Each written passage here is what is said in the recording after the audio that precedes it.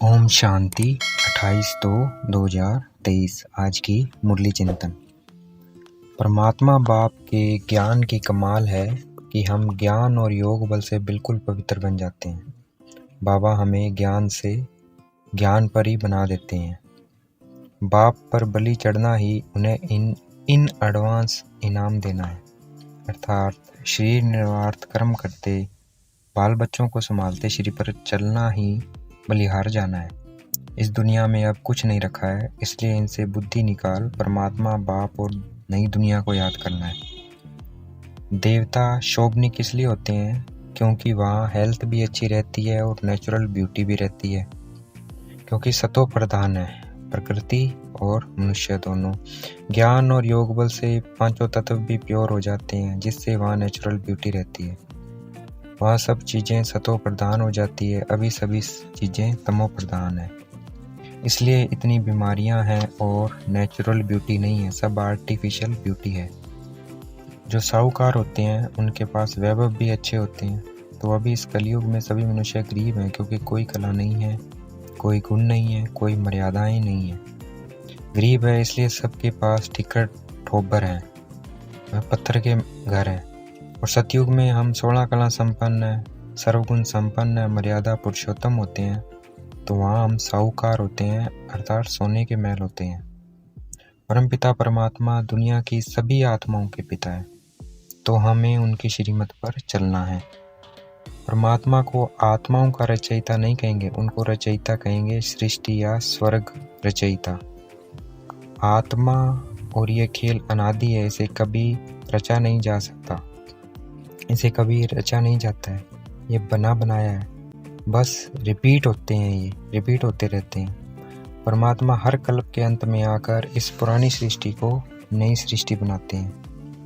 इस वक्त शिव बाबा हमारी आयु को भी बढ़ा रहे हैं। सतयुग में सबकी एवरेज आयु 150 वर्ष रहती है, 150 वर्ष रहती है। और इस कलयुग में 1 वर्ष क्या, 1 मास भी आयु नहीं चलती है, जन्मा और मरा। नई दुनिया में ऐसा नहीं होता है, तो हमें नई दुनिया में जाने के लिए बहुत मेहनत करनी है। हम शिव शक्ति सेना हैं, परमात्मा बाप के मददगार हैं। नई दुनिया में गृहस्थ आश्रम होते हैं, क्योंकि वहाँ पवित्र रहते हैं, और आश्रम पवित्र होता है। विकारी गृहस्थ को गृहस्थ आश्रम नहीं कहेंगे। परमात्मा हमें धर्मी बनाते हैं और माया रावण अधर्मी बनाती है। मनुष्य जैसे ईश्वर को नहीं जानते हैं, वैसे वह माया को भी नहीं जानते हैं। परमात्मा के लिए सर्वव्यापी कहते हैं, परंतु परमात्मा नहीं, माया सर्वव्यापी है। भगत भगवान को याद करते हैं, तो उनके मन में क्या है, भगवान की याद है। तो इसका मतलब ये नहीं है कि परमात्मा सर्वव्यापी है।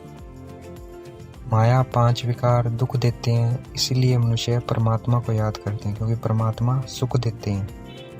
माया संपत्ति को नहीं कहते हैं, माया 5 विकारों को कहते हैं, और संपत्ति धन को कहा जाता है। परमात्मा आकर माताओं को गुरु की पोजीशन देते हैं। कन्या का गायन है, कुमारी वह जो पीर और ससुर घर का 21 जन्मों का उद्धार करे। तो ये गायन किसका है, माताओं का है, जो बीके बनती हैं।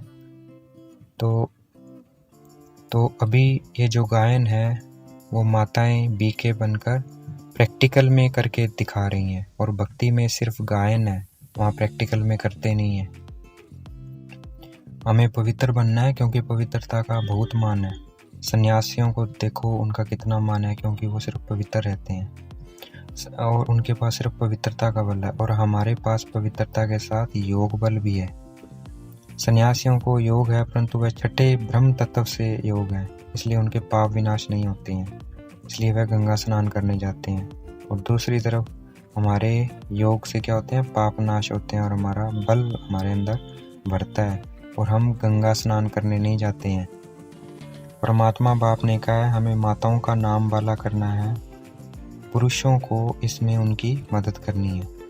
मनुष्य ब्रह्मा कुमार कुमारी बनते हैं, उनका ये यादगार है। इसका यादगार कौन सा मंदिर है, देलवाड़ा मंदिर, माउंट आबू। ये पतित सृष्टि है, इसमें दुख ही दुख है, इसे अब आगे बढ़ाने की ज़रूरत नहीं है। भाई ये आगे कैसे बढ़ेगी, तो उन्हें बोलो अभी ये पतित हो गया, सब कुछ भ्रष्ट है, इतनी बीमारियां, तो इसे आगे बढ़ाने की ज़रूरत नहीं है। इसका विनाश होने वाला है, इसलिए आप पवित्र बनो। सतयुग स्वर्ग है, वेद का शिवालय है, मंदिर है हद का शिवालय। आज की मुरली का वरदान: रूहानी आकर्षण द्वारा सेवा और सेवा केंद्र को चढ़ती कला में ले जाने वाले योगी तू आत्मा भव। आज की मुरली का स्लोगन: परमात्म ज्ञानी वह है जो सब बंधनों और आकर्षणों से मुक्त है।